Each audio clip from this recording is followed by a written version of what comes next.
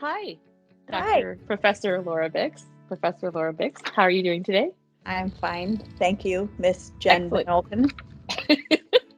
Um, Laura, you posted a video showing healthcare packaging immersion experience back from 2016 a few days ago on LinkedIn. And it caught my eye because you captioned it with kind of a question out to industry, saying how is what we're going through now going to impact packaging into the future? And I thought that was a really good provocative question to ask. So do you want to share a little bit about how you were using HICP 2016 in what we're going through right now Yeah, to well, start this conversation?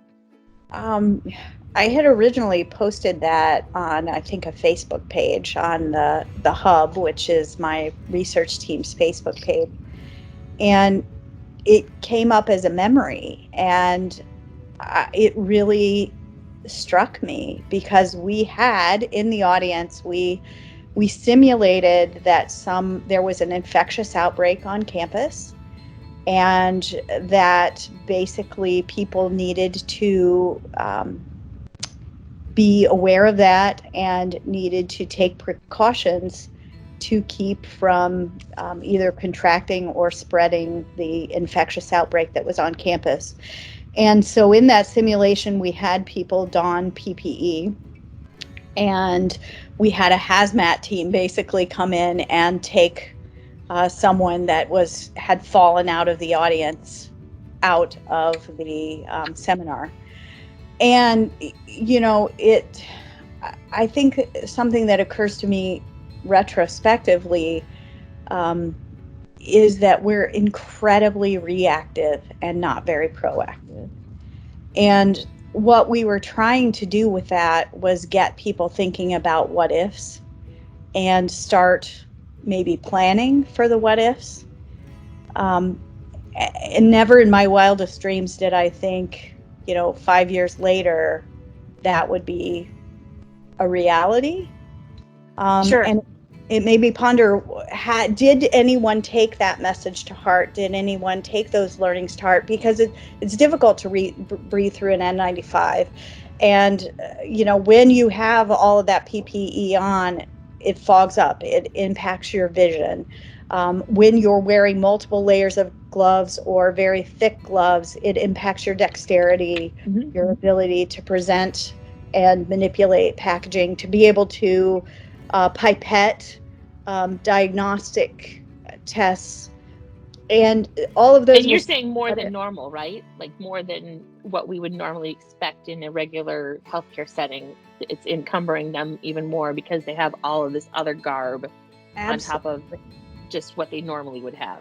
Right. And then the stress and the physiological impacts and the mental impacts that impair your ability to sort of think clearly and do the tasks. And so we were trying to challenge those 2016 audiences to create designs that considered sort of this extreme condition. And so I think now, looking back, I was wondering, did anyone do anything with that? Did anyone think proactively? Did anyone take those what ifs and incorporate them into their designs?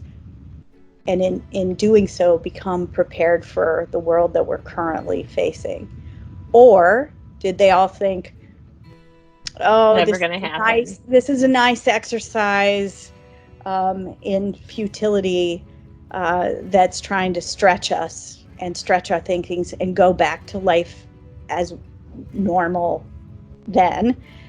Um, but yeah, I had even sort of forgotten that we had done that until that Facebook memory came up, and it was striking to see that entire audience put those N95s on. One, that we had N95s to waste like that. Right, Uh, yeah.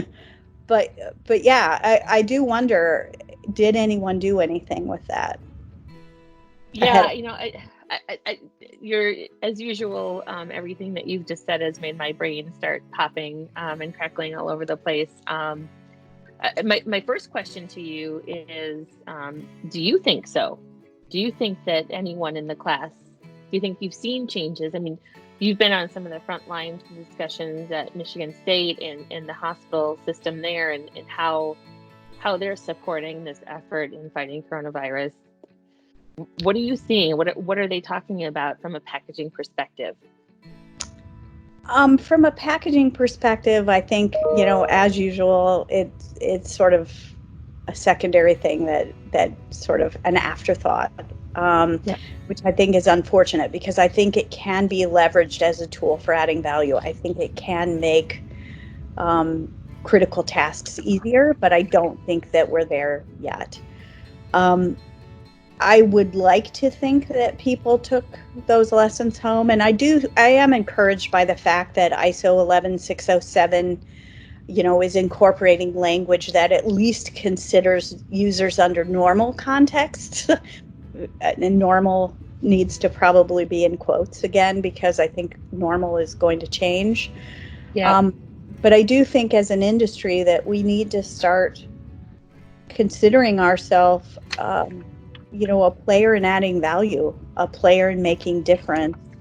And we do need to proactively consider the what ifs and advocate for changes that are forward thinking, as opposed to looking in our rearview mirror going, holy crap, people can't pipette effectively with all of this PPE on, because we didn't consider, what might happen in terms of the contexts. Sure. Well, it's value all along the supply chain into getting to that pipette, right? It's not just the packaging for that pipette, it's the packaging to get the pipette to the healthcare facility in the first place that's been redirected from somewhere else during normal times. I think that the one that's probably resonating most with people right now is the concept of toilet paper, and how there's a shortage of toilet paper. And there really isn't a shortage of toilet paper. It's where we're using the toilet paper that has changed and has whiplashed the supply chain, because none of us can put a toilet paper that is meant for industrial use, that has a diameter of 12 or 18 inches into their toilet paper holder at home. And it's with food, it's with almost everything right now. So it's not just packaging for that pipette, it's packaging all the way back to get that pipette to the point where it needs to get used. Right. And packaging is needed every step of the way. Yeah. Well, and I think, better understanding where the needs are, better monitoring of where the needs are, at the risk of living in my academic ivory tower, I think having more transparency regarding the system, where not only where things are, but how they're being used, and what the health outcomes related to how they're being used are. Just having better systems for tracking information all the way around, I think would be helpful. So how do you see packaging playing a role in that? Well, I mean, packaging has the ability to be a vehicle for the information, with either auto ID or human read information. Having better ties between what item was used, how was it packaged, and what were the health outcomes of the person that it was used on. I think something that's been,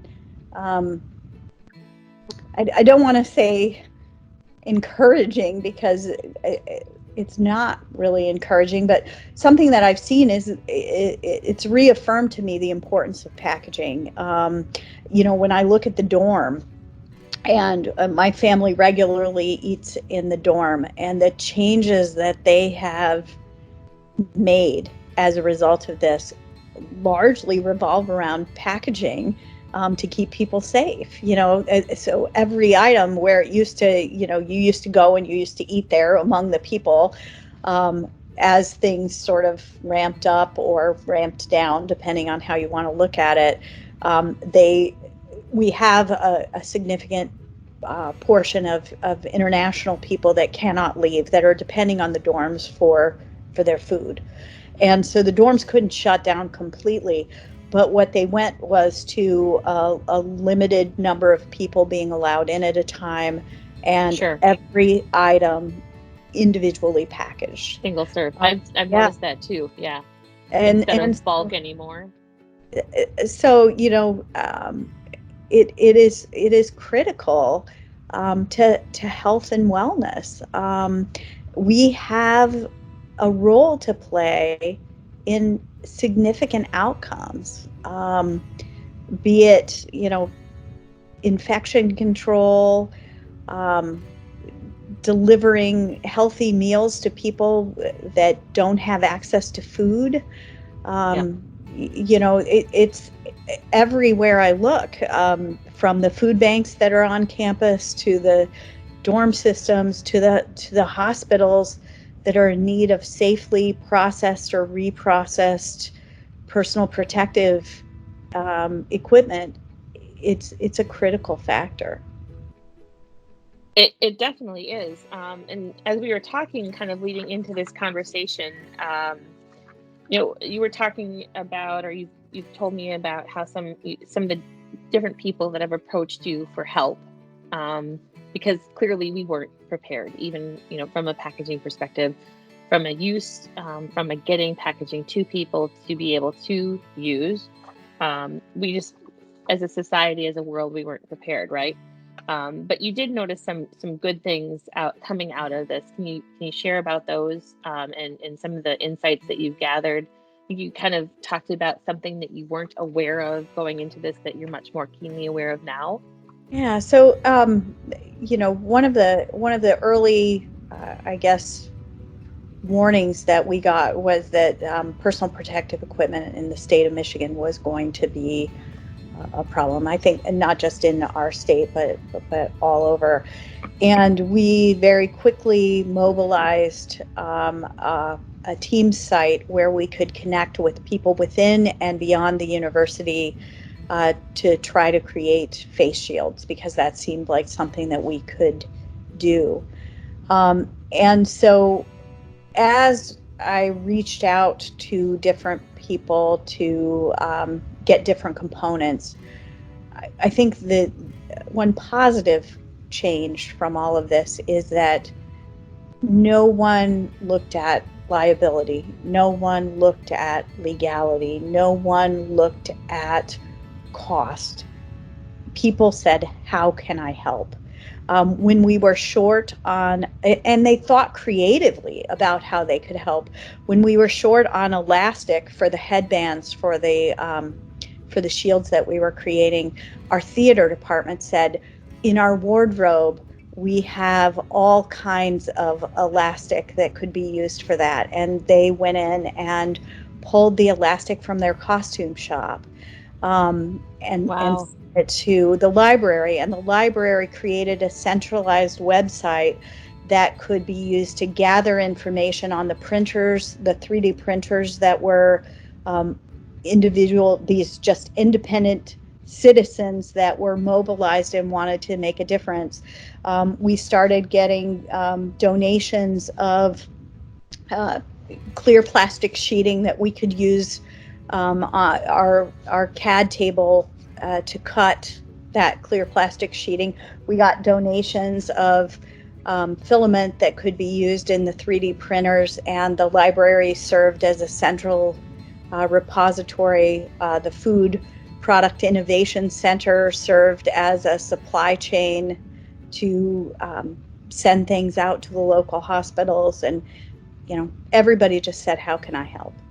And this is kind of turning not quite away from COVID-19, but uh, just in general with respect to MSU. Like how is this impacting MSU right now? I mean, you talked a little bit about the foreign students not able to go home. Like you have like a whole microcosm within MSU. Like how is this impacting it and your program specifically? Yeah, well, our program tends to be very experiential. I mean, packaging is very applied, it's very hands-on. And so one of the challenges is pivoting as quickly as we had to, um, to a different modality of teaching. And so, how do you get very expensive software to students that may or may not even have internet access? What you can do some very sophisticated things in terms of creating interactive virtual laboratories online, but how do you do that across a number of different browsers, across a number of different systems that have different capabilities? How do you make sure that they are accessible to people that might have visual impairments? And so there are a lot of sort of nuanced challenges with that pivot in modality that you might not think about.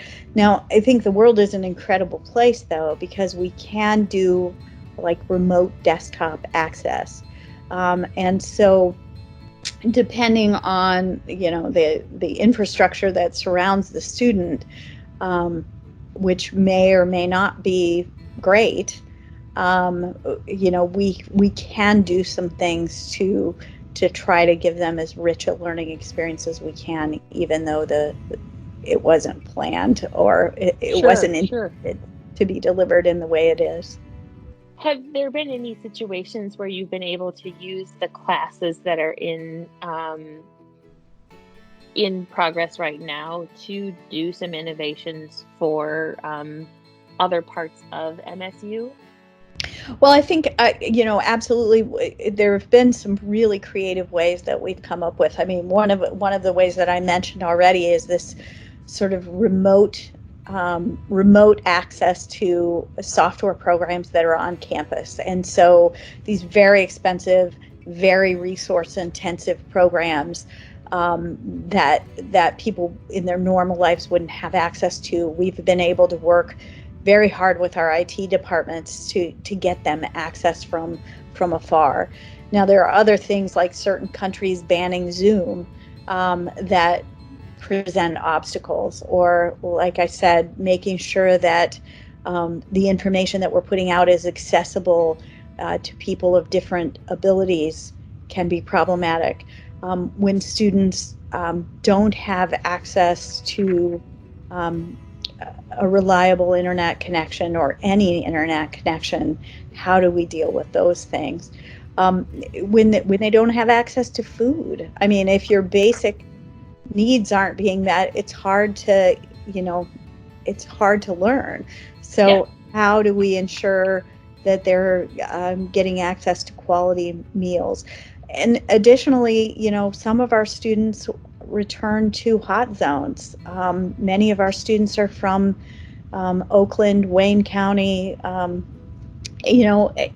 and some of them are dealing with death and sick people in their homes. And so how do you deal with the mental well-being as well as all of the technological problems and accessibility problems that come with this? Yeah, huge learning experience and growing experience, and probably breaking and regrowing experience for everyone. Yeah, I had no idea different facets of things that we'd be dealing with. Right. Yeah. And we're probably just scratching the surface at this point. Yeah. And then there's the economic stressors that are going to come with, will they be able to come back in the fall if their families' businesses or their own businesses are failing, or if we're having job offers rescinded or internship offers rescinded, understandably, but still that creates a lot of uncertainty and a lot of stress. Absolutely. Which actually kind of leads into the next concept is, what are the packaging research projects going on right now? Have they all been put on hold? Are new ones being created? Because some of those research projects could lead into things for those students to work on, or research projects that maybe companies would be interested in now that they weren't 2 months ago because it wasn't a thing. Yeah, so there have been a lot of calls out of Washington related to PPE related to infection control, related to virology, again, I think indicative of a very reactive society as opposed to proactively thinking about what ifs and Hmm. preparing for those what ifs. So I would like to see us come out of this being more thoughtful and more proactive. We have several at the School of Packaging proposals going in that are related to sort of accessible PPE and the creation of PPE that might be more scalable and require a sort of less technical prowess. We have had people Are reach you out. talking about like in the process of opening it up and then donning it and as well as No, doffing not it, or? talking about the actual, like making a material that is filtration efficient, capable of holding out, biological fluids, Sure. and can be assessed for a good fit that wouldn't require, a massive investment in equipment and things like that that might be capable of being processed in a smaller scale locally. Sure. Um, so not really related to packaging, but those types of discussions are happening at the school. Additionally, we've been approached about assessing different sterilization techniques and the Sure. impact of a variety of sterilization techniques that everybody's suddenly interested in on on material performance and on material characterization, things like that. So those are some of the new projects that are coming based on the current fire that is burning. We also we are on hiatus in terms of my work with collecting data from human subjects for obvious reasons. We very frequently work with vulnerable populations or healthcare provider populations. Obviously, the vulnerable populations, the older adults, we're not going to go out and work with them right now. Even if we Right. were allowed to, we wouldn't be doing that, but we're not allowed to. And the healthcare populations, the healthcare workers, are up to their eyeballs and would not be interested even if they could. So, in terms of any data that was being collected, that is on hiatus, probably well into the summer, if not beyond. Um, Other experiments were in the ideation stage. I know I have one student that is interested in looking at ordering drugs online and the type of information that people, even the type of information that is present when you're ordering drugs online, and the type of information that they are using to make a selection, because online environments are even more important now than they were prior to this. Yeah, pedigree along with that. Yeah. Yep. Yeah. And then I had a student defend a thesis this morning that looked at this front of pack labeling strategy for OTC products, looking at moving some of the critical information for the safe and effective use of an OTC to the front, Oh, and sure. the impact that has on the attention of people, and ultimately the selection of the product. Um, Are you you talking about taking less marketing off of the front and putting more useful information on there then? well, at the risk of being a lightning rod, actually we left everything that was there, but we also squeezed in another box that's called a front of pack Okay. label, with the drug and drug diagnosis indications on the front, and objectively investigated, did it look like it was effective at garnering attention for adults 65 and older. And it looks to be a very promising strategy. Okay, that was going to be my next question, and Yeah. the answer to that question is okay. Yeah. Excellent. Good to hear So, that. so that was just defended this morning. So a lot of the students are writing and analyzing and things like that. So they're actually quite active, but they are not collecting data from people.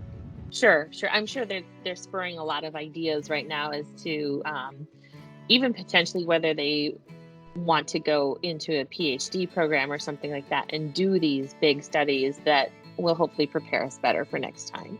Yeah.